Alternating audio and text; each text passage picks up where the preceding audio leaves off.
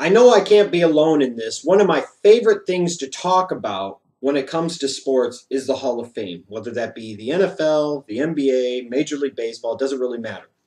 I love talking about the history of the game.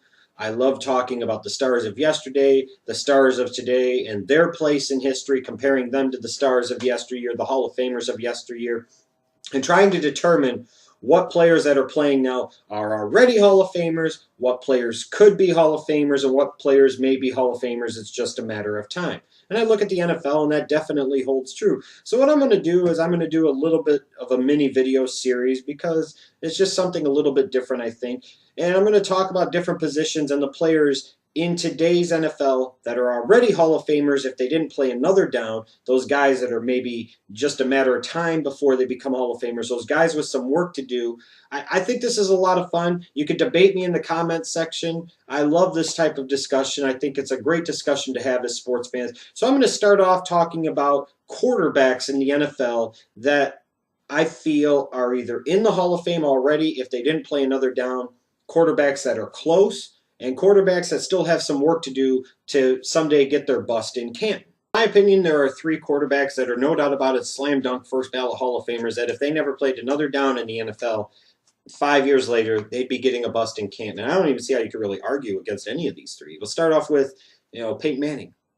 You look at the way he plays the quarterback position, the way he commands a huddle, the way he commands his offense, the way he commands opposing defenses, the way he plays the game. It's incredible to watch. You marvel when you watch. I'm not the hugest Peyton Manning fan in the world. Make no mistake about it.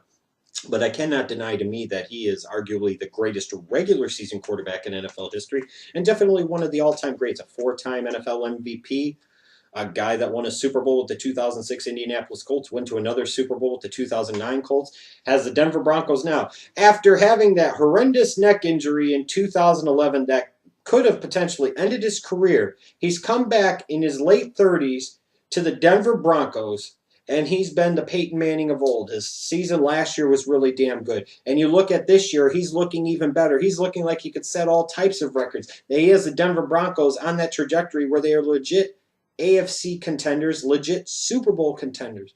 Peyton Manning, just absolutely incredible. Tom Brady of the New England Patriots, think about it.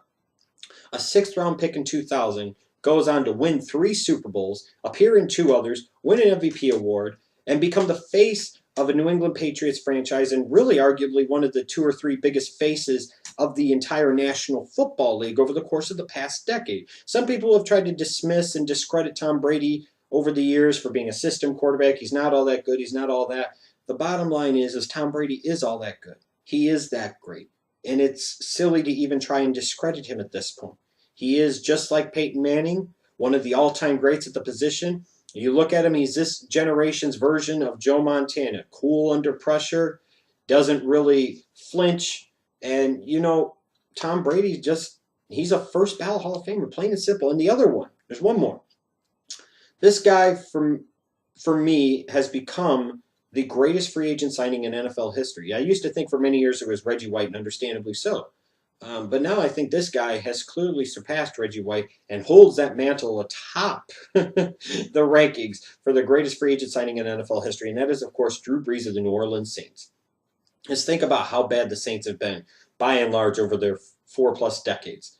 Before Drew Brees got there, you had a little bit of stretch of time in the late 80s, early 90s where the Saints weren't all that bad under Jim Mora. But by and large, for the course of 4 decades, they were pretty much the Aints, meaning they ain't going to win anything. They had coaches like Bum Phillips try to go there, Hank Stram go there, Mike Dick could go there over the years. None of them could get the job done. But in comes Sean Payton. They signed Drew Brees after the 2005 season. They bring him in. Remember how bad 2005 was for the Saints with Hurricane Katrina, all the damage to the Superdome, all the upheaval and everything else. It was an organization that needed a direction, an organization that needed something different. Drew Brees brought it. Took him to the NFC Championship game in 2006. One of the great success stories, I think, in NFL history. 3 years later, he takes the Saints to the Super Bowl where they beat Peyton Manning's Indianapolis Colts. Drew Brees has set records. He continues to just sling it, just like with Peyton Manning and Tom Brady. I love watching Drew Brees play quarterback, his command of offense, his command of opposing defenses, the way he in particular spreads the football around, and all of that at like 5'11", 6 foot. To me, these 3 guys are a cut above everybody else, and no question about it, first ballot slam dunk Hall of Famers. There are three guys that I kind of classify as it's just a matter of time. You may not necessarily look at them as first ballot Hall of Famers yet, and they may not end up being first ballot Hall of Famers, but I do believe that all three of these guys, for different reasons, will end up in the Hall of Fame someday. First off is Aaron Rodgers of the Green Bay Packers. To me, for my money, and it pains me to say this, because my Bears have to play him twice a year, to me, Aaron Rodgers is the most complete all-around quarterback in the National Football League. And if I had one guy right now that I wanted to build my team around, it would still be Aaron Rodgers. He's won a Super Bowl with the Green Bay Packers. He filled some incredibly difficult shoes to fill in Green Bay, taking over the reins from Brett Favre, and he's done a superb job. The Green Bay Packers, year in and year out, are contenders by and large because they have Aaron Rodgers. When you have Aaron Rodgers, you have a chance to win. As a result, to me, he's putting up great numbers. His team's winning games. He is the face of that franchise. He took over for Brett Favre, and that organization really hasn't skipped a beat. It's just a matter of time to me before he's classified as a Hall of Famer, if he's not already. And I think someday he'll be looked at as a, no doubt about it, first ballot Hall of Famer. Eli Manning of the New York Giants. Now, to me, he's had a couple of 4,000-yard passing seasons. I don't think just based off of numbers alone that he's a Hall of Famer at this moment, but he did win 2 Super Bowl titles, both over Tom Brady and the New England Patriots. He plays in the biggest media market in this country in New York, and he has the Manning name attached to him. So as a result, I think that's going to help him tremendously when it comes Hall of Fame time. So to me, it's just a matter of time before he's considered a no doubt about a Hall of Famer. And Matt Ryan of the Atlanta Falcons. You know, the Atlanta Falcons back in 2007, they were an organization in disarray. They were an organization of chaos. You had Petrino leave before the season, and you had all the crap going on with Michael Vick and the dog fighting. And then they draft Matt Ryan 3rd overall out of Boston College in the 2008 draft. And all Matt Ryan has done is come in there and be a franchise quarterback from pretty much day one. He led him to the playoffs his rookie year. He's taken him to the playoffs a couple of other times. He's put up some impressive numbers. He has some good weapons to work with still in Roddy White and especially Julio Jones. So he's going to continue to put up good numbers over the years. At some point in time, I would anticipate he's going to win some playoff games. So I think it's just a matter of time before Matt Ryan is mentioned as a surefire, no doubt about a Hall of Famer as well. There are 3 more quarterbacks that I think still have some work to do. All 3 of them have the chance to be Hall of Famers someday, but if their careers ended right now, I don't know that any of the 3 of them would actually be Hall of Famers. 2 of them actually are out of the same 2004 draft class that Eli Manning was. That's Big Ben of the Pittsburgh Steelers and Phillip Rivers of the San Diego Chargers. When you look at Big Ben, I don't think statistics alone necessarily tell his whole story because statistically, I don't think he's a Hall of Famer. But again, he's a guy, he's got a couple of Super Bowl rings. That always helps. He plays for a premier NFL franchise in the Pittsburgh Steelers. As he goes through the tail end of his career over the next probably 4 to 6 years, if he can have a couple of really impressive statistical seasons, maybe make 1 or 2 more deep runs into the playoffs, I think that will do enough to ultimately cement him as a surefire Hall of Famer, especially with having those 2 Super Bowl rings already. I think Big Ben could also be affected a little bit by some of the off-the-field stuff he had in recent years. Some voters could hold that against him. They may not.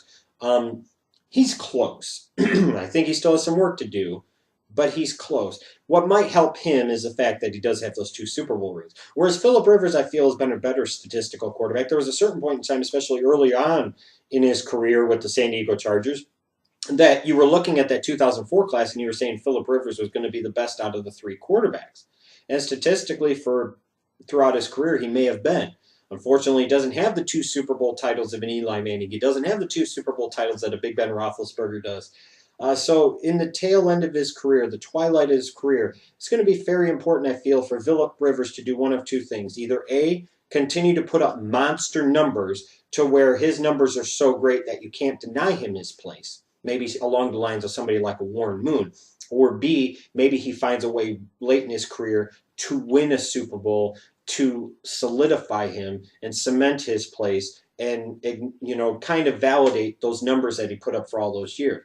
Again, 2 guys from that 2004 class that I think could still get there, but they do still have some work to do, in my opinion at least. They're not surefire Hall of Famers at all. And then Tony Romo of the Dallas Cowboys. Some of you are going to look at me like I'm fucking nuts.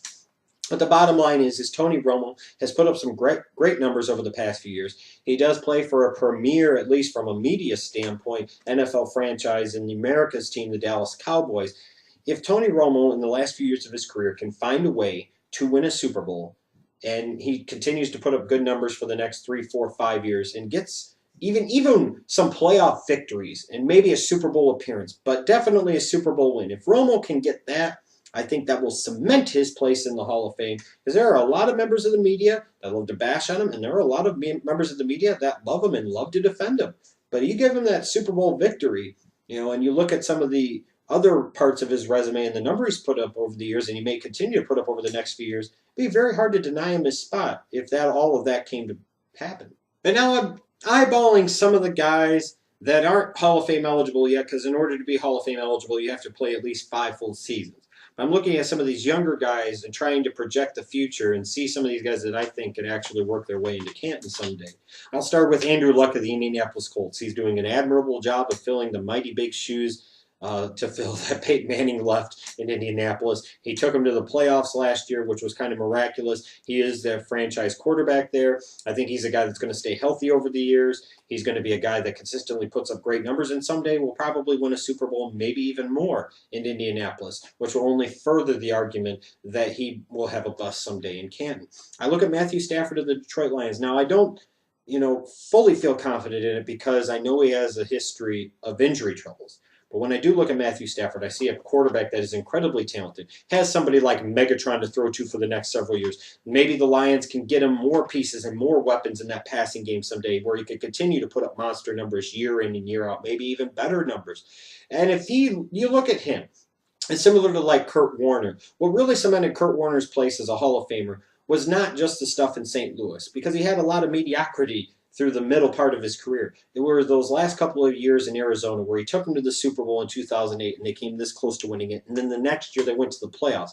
He took the St. Louis Rams to 2 Super Bowls, won a Super Bowl there, then came back, took the Arizona Cardinals of all teams to the freaking Super Bowl. 2 crappy organizations that he led to Super Bowls. That's why Kurt Warner's a Hall of Famer. If Matthew Stafford can never take the Detroit Lions to a Super Bowl, and God forbid win it, and he continues to put up the great numbers he's put up over the past couple of years, no doubt about it, he'll be a Hall of Famer someday. And I also look at Cam Newton of the Carolina Panthers. To me, a physical freak, a specimen. You look at the numbers that he put up over the first 2 years in the league, record-setting. Just incredible. At times I question his maturity. At times I question his leadership. But I cannot deny the talent. He's a man among boys. And as long as he can stay away from a major knee injury like what Dante Culpepper had, I think Cam Newton's going to put up incredible numbers over the next 8 to 10 years of his NFL career. He might at some point in time be able to lead the Carolina Panthers to a Super Bowl. And if he does that and continues to put up the great numbers he's put up the first 2 years of his career, I think no doubt about it, he'll have a bust in Canton as well. Now, I'm open to debate and discussion on this. Feel free to comment down below. Let me know who you think are first ballot slam dunk Hall of Famers, the guys you think are close, have work to do, and some of the younger guys that have only been in the league a couple of years that you think are most likely going to be able to be Hall of Famers someday. I love these type of discussions, so feel free to chime in down below.